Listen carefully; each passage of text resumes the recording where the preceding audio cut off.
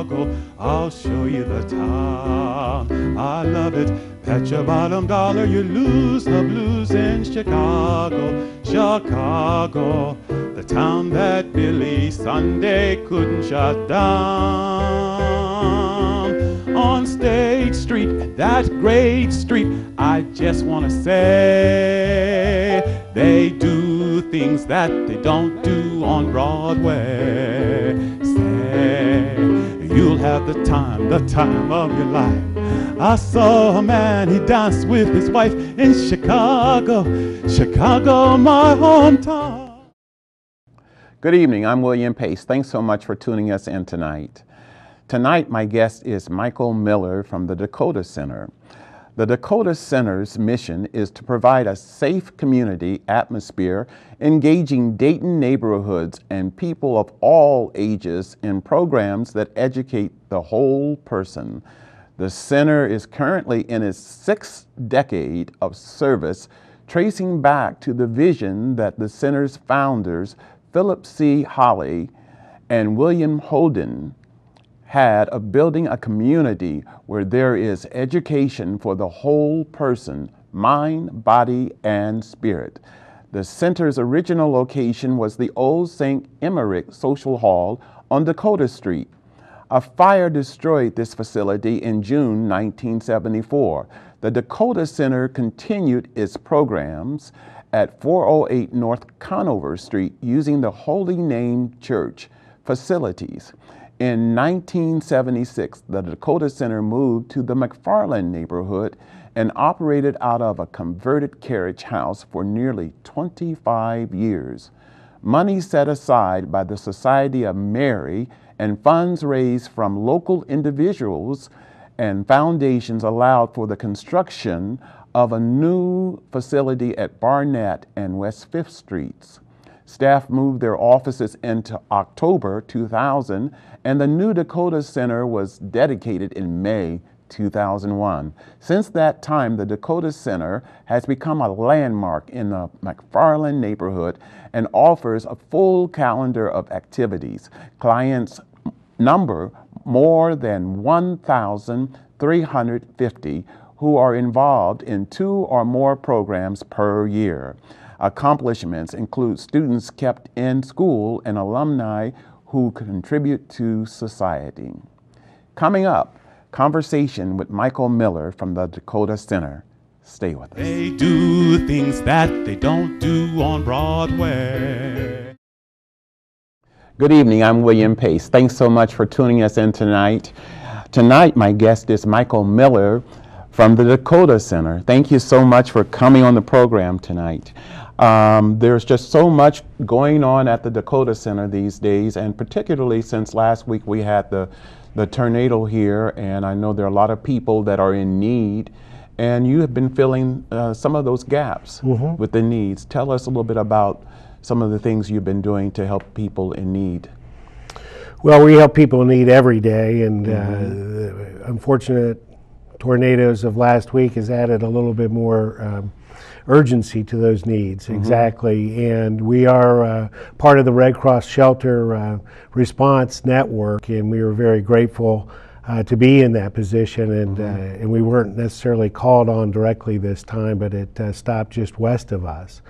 And so what we've been doing is helping the local community as a distribution and gathering point, taking additional supplies that we have over to Corinthian Baptist Church, and also helping out our family, friends, and clients and staff deal with the impact that their families have had with this as well. So we also last week had a meeting for the McFarland community about the neighborhood and about the importance that the neighborhood has a voice to speak forward to these type of instances. So we've been helping out in support of the efforts that are going on, and will continue, because the need is so great that this will It is great. go for a long time. And And we'll know a little bit more next week when summer camp starts and the impact that that has on our campers and their families. And so we will remain ever ready to respond. Well, that is great. There's always a need for people in the community to come to a call, you know, and step in the moments of crisis. I want to talk a little bit about the, you know, it always takes a visionary, someone to receive a call, and the Father Holley, who started the Dakota Center, it was his vision to start. Tell us a little bit about Father Holley. Yeah, unfortunately I was never able to meet the man. I would have loved to have met the man, but I have spoken to people that did know him and worked closely with him, and one of those people is the former executive director, Sharon Mitchell, who served the institution over 17 years and did a great job in that. And to hear about Father Holley and his vision started in a very difficult time in the history of Dayton. Just a couple blocks from where we currently sit was some of the worst racial rioting and tensions in the 60s. Yeah, exactly. People think about Watts, you know, California and the difficulty that was going on out there, and yet Ohio called out the National Guard. And in Dayton, the tension was even worse, if you can make it worse, because of a killing spree that occurred. And it started on the west side of Dayton, Ohio. Blood in the Streets is the name of the book that recounts that horrific crime.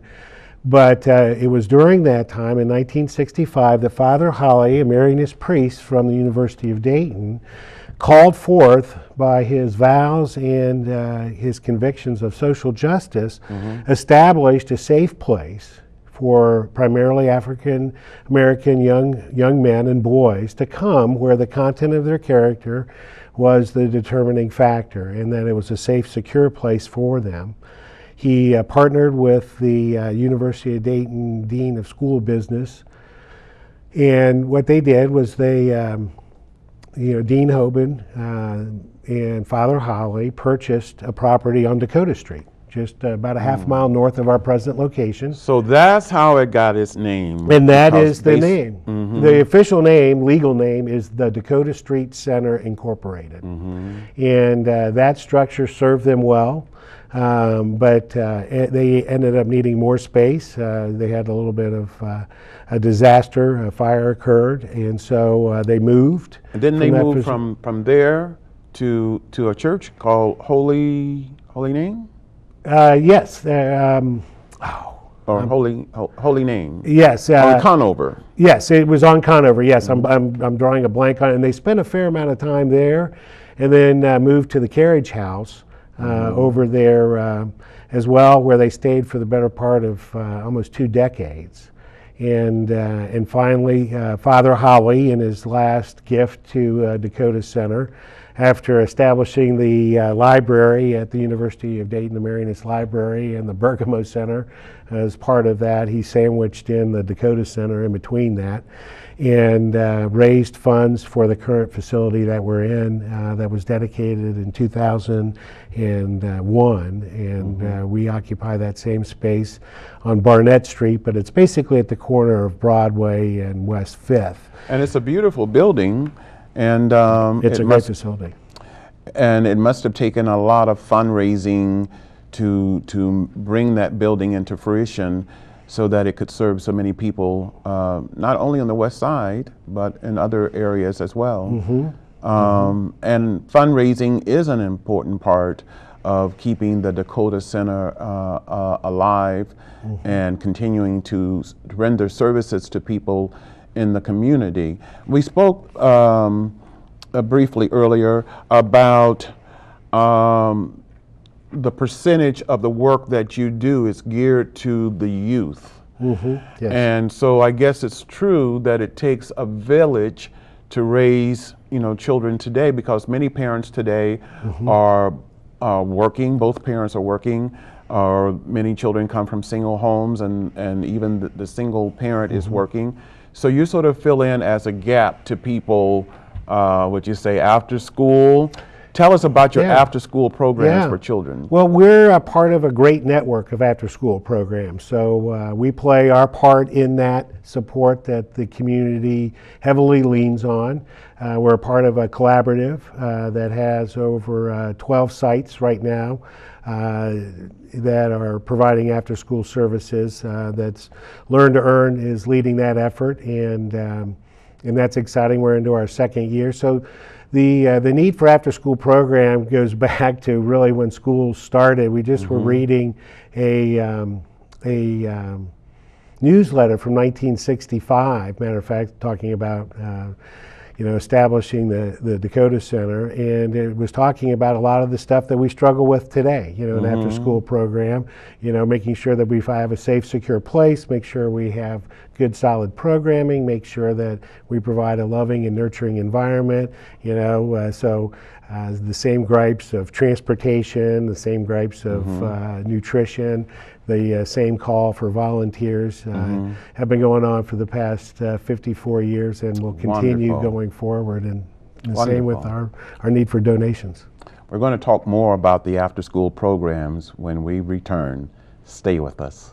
You'll have the time of your life. I saw a man, he danced with his wife. Hi, I'm William Pace. Thanks so much for tuning us in tonight.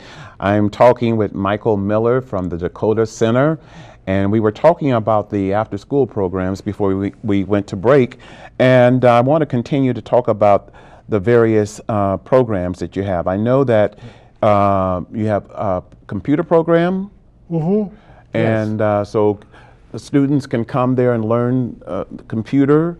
They can come after school. I guess you play a major role in that gap from when school is out to, say, maybe 7 o'clock at night when parents are still working, so the students can come there. How important is that service? Well, as someone that had a role of working parent and the need for a place for your children to go that was going to be safe, secure, and had solid programming, that is important whether school's in session or not. And so during the academic year, we follow Dayton Public Schools, and we offer an after-school program. We have about 60 children that are enrolled in that program. In between 2 and 6 o'clock, Monday through Friday, we offer programming that focuses on educating the whole person, mind, body, and spirit. I like that, educating the whole person. That's correct. That is correct. So give us an example of what the whole person is then. Well, the whole person, the mind is literacy and skill, the body is health and wellness, and the spirit is faith, hope, and charity, or love. I love it. I love it. And so we do all of our programming to focus on those two elements that we talk about all the time, which is building character and connecting community. And in order to do that, you need to educate the whole person. And so academic rigor and the successful testing are important indicators of our success. We focus on the 3rd grade reading guarantee and the 5th grade math Ohio achievement tests as big indicators for us. But one of the things that I like best about our programming, because we just got our surveys back from the end of the year, and we're waiting on some of the academic information to come in, data to come in, but from our surveys, the best thing that everybody said was that they had fun. And that's how you learn best, in an environment that you can have fun in. So it makes it not a struggle, because you're just having fun and you're learning and you're enjoying it, and it's not a laborious kind of thing. Well, if you're going to create lifelong learners, it needs to be fun. You need to stoke the curiosity that the human mind has. You need to create space in order for that to really feel, a level of trust and comfort in order to express themselves. And yet, there are levels of achievement that they need to do. So when they come in, they know exactly what to do. They put their book bags up, they wash their hands, and they get right to their work. They have to complete their homework packet that we know Dayton Public gives them each week, and they also have individual reading goals. And so once they kind of move into that, then as you mentioned, we have enhancement programming where we look at having responsible digital decisions being made, and using computers to help with the reading and math, because there's a lot of online resources that can help do that. So the big thing, though, is that they're able to earn their way into the recreational part, and you know, we've been very blessed to have a gym. So they really want to get into the gym. So they have to do concentrate on the academics. Yeah, you got to get your work done before you play. And so that's a prerequisite. Yep. So that's an incentive. It is. To do the work, and then you get a chance to play. Well, that's how you educate the whole person, because whether it's their homework packet or the work, William, that you and I do, there needs to be discipline around getting things accomplished, and it's important that at an early age, and we take care of the elementary age. We service the tender years, the first 12 years of life and the last 12 years of life, and in the first 12 years of life, you're hoping to establish good decision making, and you're hoping to establish, you know, good dietary choices, and you're hoping to establish, you know, a sense of self, but most importantly, a sense of the other, and the important opportunity the sense of the other can bring to a life of being a change maker. I know we talked about that, but that's how it ties in. Well, let's talk about that a little bit more, about the change. Be a change maker. What does that mean? Well, it means all of what we were just talking about, but the distinguishing point of what that means is that you need to take action. And that in that opportunity of boldly stepping forward, of taking action, of finding something that you called to be in, if early childhood literacy is something that your child, you know, that you're called to be in, or if taking care of seniors and helping them live in place with dignity and respect. Those are two of the services, you know, that we have in our programming, and that's what we look for, is look for people that want to see an impact made by their efforts. So basically having someone who has a vision, a call, and sort of like Father Holley, you know, Father Holley was a change maker. He took the riots, which was a very low time in Dayton, and made something out of that. Yeah. And from that came the Dakota Center. And so, and we do need more change makers, people who can see what the need is in the community.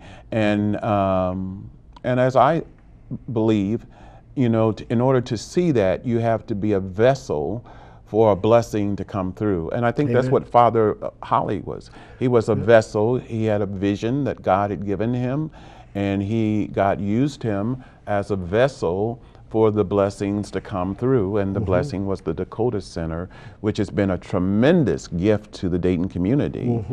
And you mentioned also about, you know, a safe place. And I think that's what I see the Dakota Center really offering to the youth today, because so many youth today, since so many of the services have been cut, recreation centers and things like that, there's a need to have a safe place for children to go to be involved in, where there are people there, mentors, who can help steer them in the way they should go, and that's going to help them to have the best quality of life ultimately. And so the streets aren't an alternative, you know, and we need more places where we can have opportunities so that they could pick, the youth today can pick, you know, opportunity versus detrimental things that they would get involved in that could lead them to their demise. And so, you know, we just need more of these places like the Dakota Center. When we come back from the break, we got to go to break. We're going to talk about how you can become involved in the life of the Dakota Center. Stay with us. They do things that they don't do on Broadway. Hi, I'm William Pace. Thanks so much for tuning us in tonight. My guest is Michael Miller from the Dakota Center, and we were talking before the break about the youth and the importance of the youth having a safe place to go to. But not only the youth, you do a number of things to help people in the community. And I know that the youth is a big portion of what you do, but it's also, do you help with the senior care, people coming in? I understand that there's a seniors program or something like that. Tell us a little bit about that. Yeah, that's the second half of our, not second half, I'd say about 25% of our programming is to provide services for 55 years old and older adults in Montgomery County to age in place with dignity and respect. And so what we do is we assist them in doing so. I mean, it's the right thing to do. It fits into with our another core value, which is to serve with charity.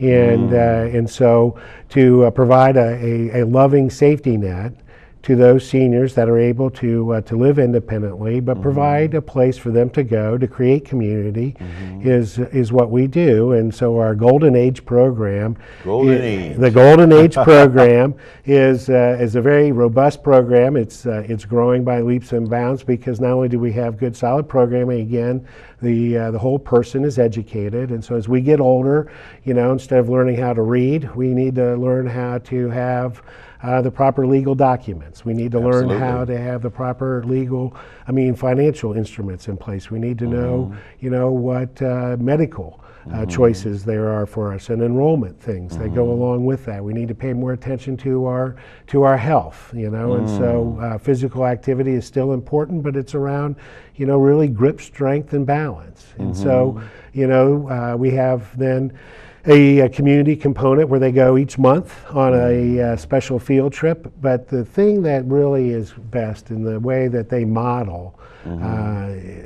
charity is that each spring and each fall, the seniors organize a community baby shower. And we did it last April, just about a month and a half ago. It's been very successful. There's been 4 of them now.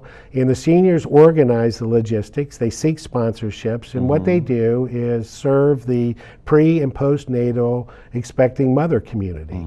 And so we partner with local agencies on behalf of the Golden Age program. And what we do is we had about 173 people come through last April.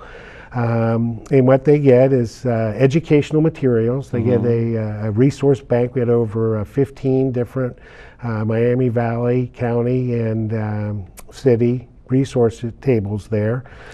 Along with items, diapers, wipes, all the things that are necessary for that. And then there's a general raffle, so we give away car seats and pack and plays and various other things that are given by sponsors. And so the seniors are reaching back to their grandchildren's age and helping out those in the community by providing all of the support needed to have these community baby showers. And so that's a great way in which we serve with charity. Wonderful. I want to talk about, because I know how important fundraising is. And you have a fundraising event coming up in the fall, is that correct?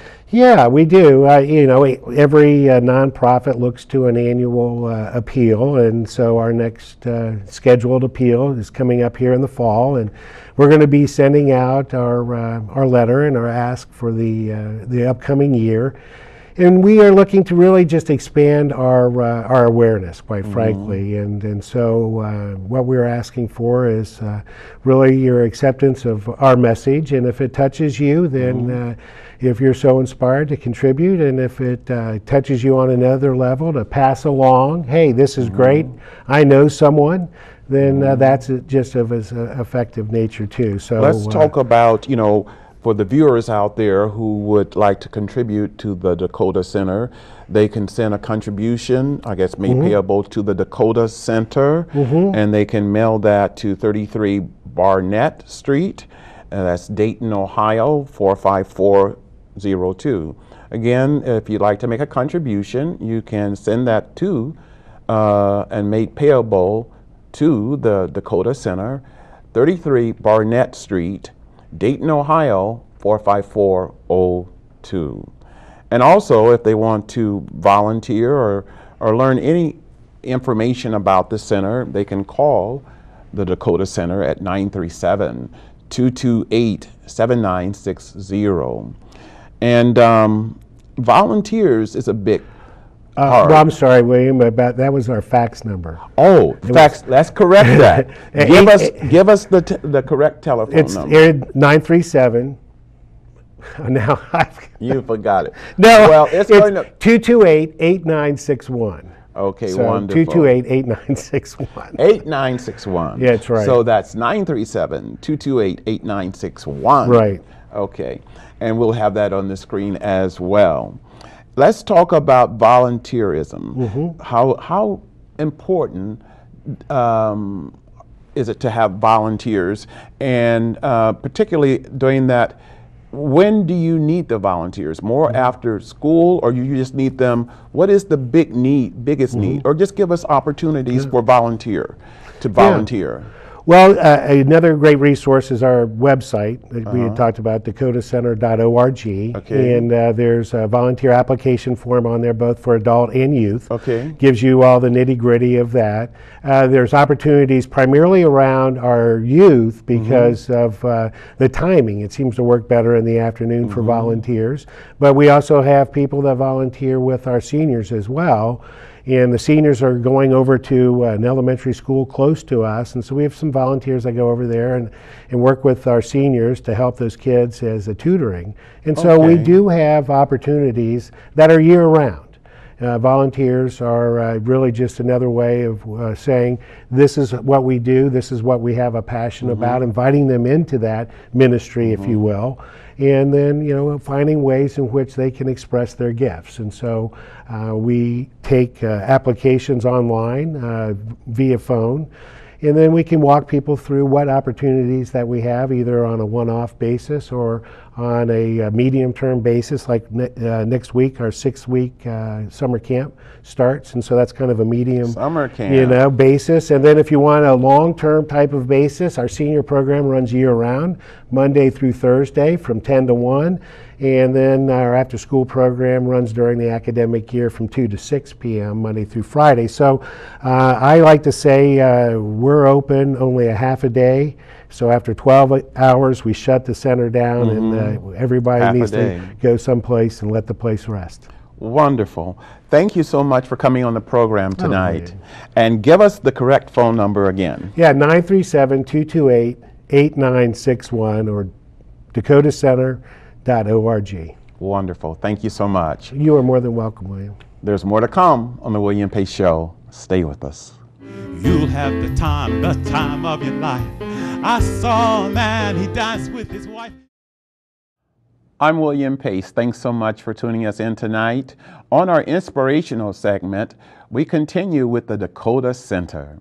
The guiding light of the Dakota Center remains the founder, Father Philip Holley, who was born in 1912 and died in 2005.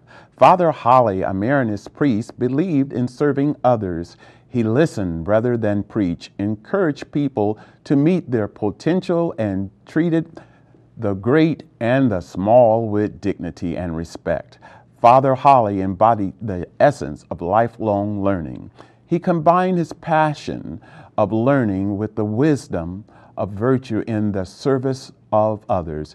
In between being the first Maronist librarian at the University of Dayton and a founding member of Bergamo Center for Lifelong Learning, Father Holley established the Dakota Center in 1965.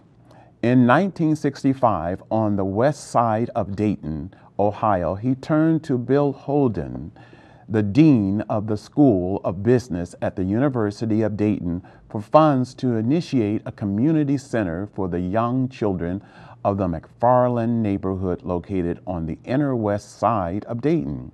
Father Holley, a benefactor and fundraiser, remained active in the Dakota Center until his death. Father Holley used his talents of patience, listening, and encouragement to bring various and diverse people together to serve the community of the McFarland neighborhood. One of his favorite sayings is the old Irish Christmas Eve greeting, "In my window a little light is always burning for you. The arms of a friend are waiting This little light first showed forth shining against the darkness of the 1960 civil rights riots in America, and Dayton, Ohio was ground zero. Father Holley followed closely the Mariners community's social justice principles throughout his entire life, and those eternal principles still guide the Dakota Center today. The current stewards of Father Holley's little light invite you to walk alongside them in this noble and holy work. The light shines in the darkness, and the darkness did not overcome it. From John chapter 1, verse 5. That's our inspirational moment for tonight. Gotta go. I'll see you next time. Take care. Bye-bye. That great street, I just want to say, they do things that they don't do on Broadway. Say, you'll have the time of your life. I saw a man, he danced with his wife in Chicago, my hometown.